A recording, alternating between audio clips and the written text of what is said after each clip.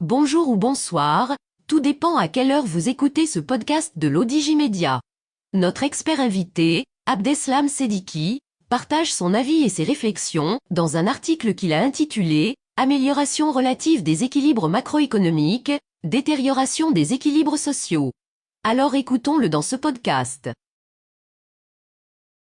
L'auteur commence son article ainsi. Après la publication par le HCP du budget exploratoire pour l'année 2024, c'est le ministre délégué chargé du budget qui se présente devant les deux commissions parlementaires des finances pour présenter le cadre économique relatif à la préparation du projet de loi de finances pour l'année prochaine.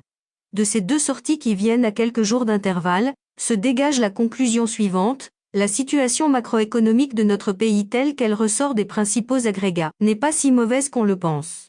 Ce redressement demeure toutefois fragile dans un contexte marqué par de nombreuses incertitudes et risques tels que l'accentuation des perturbations du secteur financier, l'augmentation du coût du crédit suite à l'adoption de politiques monétaires restrictives, le ralentissement de la croissance de l'économie mondiale, le maintien de l'inflation à des taux relativement élevés, la poursuite de guerre en Ukraine. L'auteur poursuit son article ainsi. L'économie marocaine n'est pas à l'abri de ces perturbations.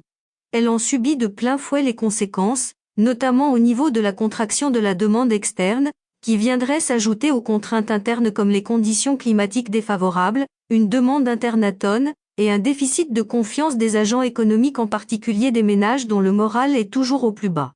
C'est par rapport à ces données contraignantes qu'il conviendrait de lire les données avancées aussi bien par le HCP que par le ministère des Finances.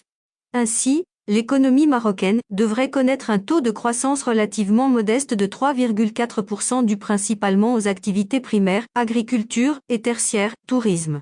Les activités industrielles, à l'exception de l'automobile et dans une moindre mesure des industries agroalimentaires, connaissent des difficultés dues essentiellement à un ralentissement de la demande externe adressée au Maroc et à la persistance des tensions inflationnistes qui renchérissent les coûts de production et obèrent le pouvoir d'achat des consommateurs.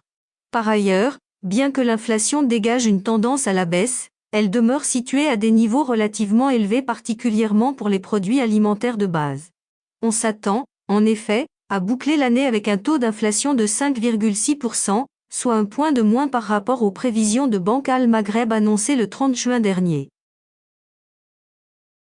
L'auteur mentionne ainsi. Au niveau des échanges extérieurs, on notera une augmentation légère du déficit commercial, 2 milliards de dirhams, nonobstant une légère amélioration du taux de couverture des importations par les exportations passant de 60,9% en 2022 à 61,3% en 2023. Toutefois, les transferts des MRE et les recettes voyage, qui enregistrent des niveaux records, contribuent ensemble à couvrir 73,6% du déficit commercial. De ce fait, le déficit du compte courant se situerait à 2,5% en diminution de 1 point par rapport à 2022. Le HCP table sur un déficit beaucoup moins important au terme de l'année 2023, il ne devrait pas dépasser 0,8%. Par contre, les flux des investissements directs étranges se sont contractés de près de 12%, contre une augmentation conséquente des investissements marocains à l'étranger. Dans l'ensemble, les réserves de change du pays permettent de couvrir près de 6 mois d'importation, ce qui est conforté par la bonne tenue de notre monnaie nationale par rapport aux devises étrangères de référence. Par ailleurs, la question de l'endettement demeure sujet à inquiétude. Le ratio de la dette extérieure du Trésor devrait grimper à 18,6% du PIB en 2023 au lieu de 15,9% entre 2019 et 2022. La dette globale du Trésor devrait, en conséquence, se situer à près de 72% du PIB, en légère augmentation par rapport à 2022, 71,6% du PIB. Cependant, le poids de la dette intérieure du Trésor devrait s'atténuer pour passer de 54,3% à 53,4% du PIB en 2023. Compte tenu du poids de la dette extérieure garantie, qui devrait atteindre 13,8% du PIB, le ratio de la dette publique globale devrait afficher un allègement à 85,8% du PIB, contre 86,1% du PIB en 2022. L'auteur précise ainsi. En revanche, l'exécution de la loi de finances à fin juin 2023 affiche des signes positifs par rapport à la même période de l'année précédente. Au niveau des recettes fiscales, à l'exception de la TVA à l'importation, les autres composantes se sont bien comportées, même si les chiffres se prêtent à une double lecture. Pour ce qui est de la réalisation des dépenses, elle s'est déroulée normalement puisque le taux de réalisation des dépenses courantes dépasse de peu 50%. Fait encourageant, le déficit courant est largement positif.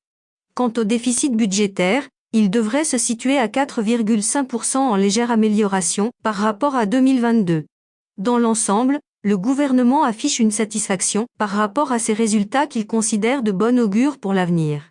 Le chef du gouvernement n'a pas manqué de saisir l'occasion, dans l'une de ses sorties publiques, pour demander aux citoyens que dans quelques mois ou quelques années, ils vont pouvoir récolter les fruits de l'action gouvernementale. Pour l'heure, les citoyens, notamment ceux qui appartiennent aux couches populaires et aux couches moyennes, doivent compter avec leurs difficultés quotidiennes. Car, les indicateurs sociaux ne connaissent pas la même dynamique que les agrégats économiques. D'ailleurs, il est vain de s'attendre à un changement notable et perceptible dans ce sens en l'absence d'une réelle inflexion des politiques publiques et tant que le social est analysé à la marge. Certes, les équilibres macroéconomiques sont importants, mais ils ne doivent pas se réaliser au détriment des équilibres sociaux qui constituent un paramètre pour mesurer le niveau de vie de la population.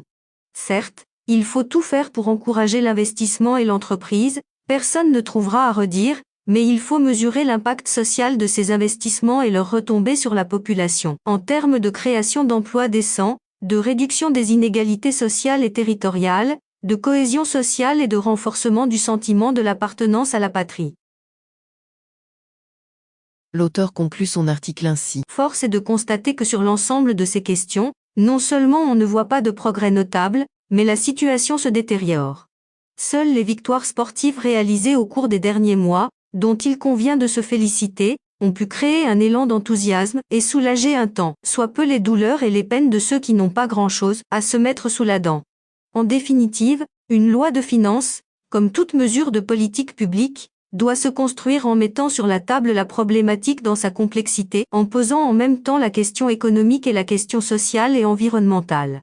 Retenir uniquement le cadre macroéconomique relève d'une vision néolibérale économiquement stérile et socialement dangereuse. Rédigé par Abdeslam Sediki, élu par l'intelligence artificielle de l'ODigiMedia. Merci d'avoir écouté ce podcast de l'ODigiMedia, ce bouquet de supports numériques, portail, magazine mensuel connecté, web radio et web TV. N'oubliez pas de télécharger notre application l'Odigi Mobile sur Play Store et de vous abonner à notre chaîne YouTube l'Odigi TV. Vous pouvez, aussi, nous suivre sur nos réseaux sociaux, Instagram, Facebook, TikTok, LinkedIn et Twitter. Ou encore, vous inscrire sur notre newsletter quotidienne à partir du portail lodigi.ma. Alors, on se dit au prochain podcast de nos experts invités. Et à très bientôt, si et seulement si vous le voulez bien.